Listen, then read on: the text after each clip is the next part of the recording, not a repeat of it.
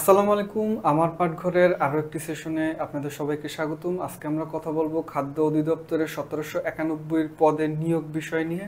তো আমাদের স্টুডিওতে আজকে উপস্থিত আছেন জনাব মোহাম্মদ ওসমান স্যার। উনি 36 বিসিএস নন ক্যাডার, সাবেক সিনিয়র অফিসার রূপালী ব্যাংক, অফিসার কৃষি ব্যাংক। তো স্যার কেমন আছেন? আলহামদুলিল্লাহ, বেশ খুবই ভালো আছি। স্যার আজকে আমাদের যে টপিকটা আছে যে খাদ্য অধিদপ্তরের একটা বড় নিয়োগ হয়ে যাচ্ছে স্যার, তো এই বিষয়ে স্যার আপনি আমাদেরকে কি পরামর্শ দিবেন স্যার? আচ্ছা আবির, এই ফাঁকে একটু বলে রাখি, মানে অবশ্যই। খাদ্য অধিদপ্তরের এই নিয়োগটি গত 8ই এপ্রিল শুরু হয়েছে এবং 7 মে এটার আবেদনের সর্বশেষ সময়, জি স্যার। যদি এর ভিতরে সময় না বাড়ানো হয়। তো এই পদে মোট তোমার 1791 পদ এবং 25টি ক্যাটাগরিতে 13 থেকে 19তম গ্রেডে। গ্রেড। 13 থেকে 19তম গ্রেডে। তো আমরা মোটামুটি এইটুকু জানি যে 13 থেকে 19তম গ্রেডের এই পদগুলোর পরীক্ষা ক্ষেত্র বিশেষ বা সময়ে সময়ে সেগুলো জেলা সদরে বা বিভাগীয় সদরে হয়। এই নিয়োগের পরীক্ষাগুলো বিভাগীয় সদরে হয়। তো এখন বিষয়টা হচ্ছে যে মানে যাদের জন্য, মানে মূলত যে কথাটা মেসেজটা আপনাদের জন্য দেওয়ার দরকার, যদি কেউ বাকি থেকে থাকেন আবেদন করার, তাহলে মানে আজকে আজকে তো শেষই প্রায়। কালকে এবং তার পরের দিন 7 তারিখ, এই 2 দিন আছে আপনাদের কাছে সময়। তো আপনাদের এই 2 দিনের ভিতরে আবেদনটাকে কমপ্লিট করে ফেলবেন এবং আবেদনটাকে কমপ্লিট করতে গিয়ে শেষ সময়ের আবেদন যেটা হয় যে একটু তাড়াহুড়ো করেন ওনারা, তাড়াহুড়ো করতে গিয়ে দেখা যায় যে টাকা পর্যন্ত জমা দিয়ে দেওয়া হয়, আবেদনে ভুল থাকে। পরবর্তীতে আবেদনে ভুল থাকে, পরবর্তীতে টাকাও পে করে দেন, কিছু করার থাকে না। তো এখন কি করার আছে, শেষ সময়ে এসে এটা তো হতেই পারে বা হওয়াটাই স্বাভাবিক, যেহেতু একটা সময় প্রেসারে থাকে। আর আমি বিভিন্ন সময় আমাদের বিভিন্ন ভিডিওতে অনেকেই কমেন্ট করেছেন স্যার খাদ্য অধিদপ্তর নিয়ে একটু কথা বলার জন্য। তো মেইনলি আমাদের যেটা ইচ্ছা ছিল বা যেটা ইচ্ছা আছে সেটা হচ্ছে যে খাদ্য অধিদপ্তরের আর এই নিয়োগ পরীক্ষাগুলোর কিভাবে তারা প্রস্তুতি নেবে এবং কিভাবে প্রস্তুতি নিলে তারা টিকতে পারবে, এই বিষয়গুলো নিয়ে কথা বলা। তো এটার ইচ্ছা ছিল, কিন্তু আমরা আসলে মানে ব্যস্ততার জন্য বা কিছু টেকনিক্যাল, ধরো মাঝখানে কয়েকদিন আমরা কিছু টেকনিক্যাল প্রবলেমে পড়ে গিয়েছিলাম। তো যার কারণে আমরা আসলে চাওয়া সত্ত্বেও ভিডিওটা দিতে পারিনি। তবে আমরা আশা রাখবো এবং আমাদের চেষ্টা থাকবে আপনাদের খাদ্য অধিদপ্তরের পরীক্ষার আগ মুহূর্ত পর্যন্ত আপনাদের সাথে আমরা আছি এবং আমরা আপনাদের কিভাবে পরীক্ষা টিকবেন, কিভাবে প্রস্তুতি নেবেন, কিভাবে প্রস্তুতি নিলে পরীক্ষায় ভালো মার্কস পাবেন, ভাইবা কিভাবে, সব কিছু মিলে আমরা আছি আপনাদের সাথে।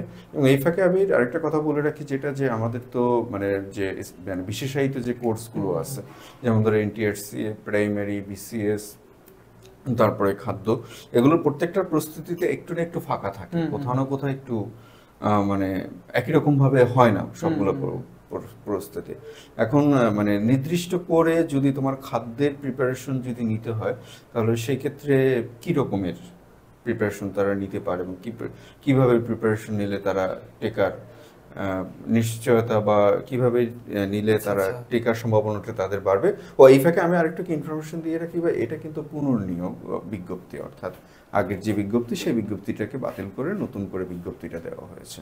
আচ্ছা, হ্যাঁ স্যার, খাদ্যের নিয়োগের যে টেকার ব্যাপারটা স্যার, প্রথমেই আমি বলবো স্যার একটা পরিকল্পিত প্ল্যান।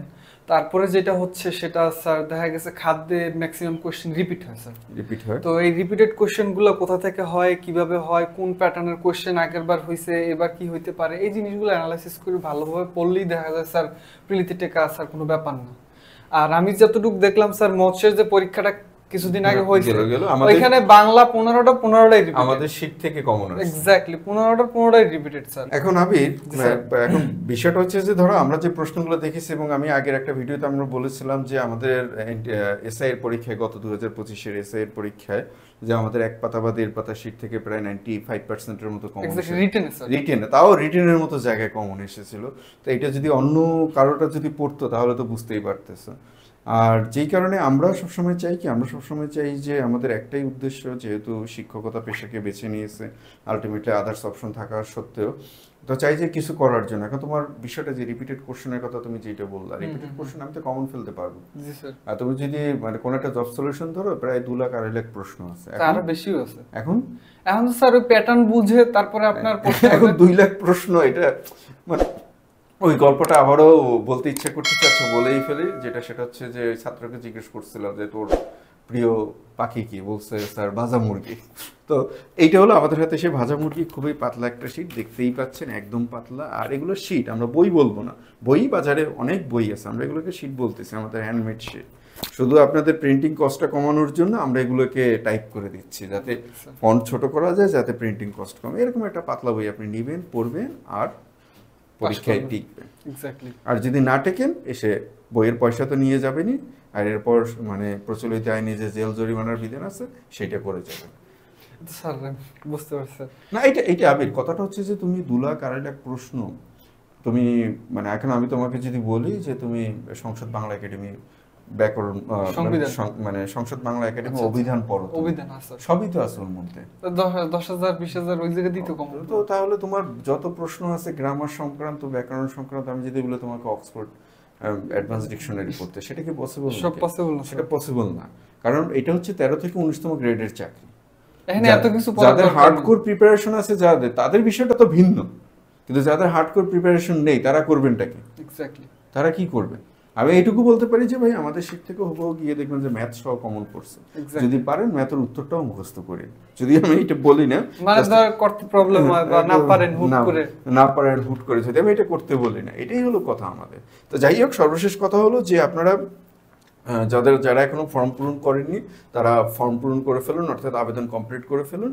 এরপরে একটি প্রিপারেশন নেওয়া শুরু করুন, হোক সেটা আমাদের সাথে বা হোক সেটা অন্য কোনো মাধ্যমে, সেটা যেন একটু গুছানো প্রবলেম হয় এবং বিষয়টা মাথায় নিয়ে আপনি 13 থেকে 19তম গ্রেডে চাকরির জন্য যাচ্ছেন, এই বিষয়টা মাথায় রেখে এবং পরীক্ষা প্যাটার্নটা মাথায় রেখে এবং বিগত বছরের যে প্রশ্ন প্যাটার্ন আছে সেটাকে মাথায় রেখে আপনি প্রিপারেশনটা নেওয়া শুরু করেন।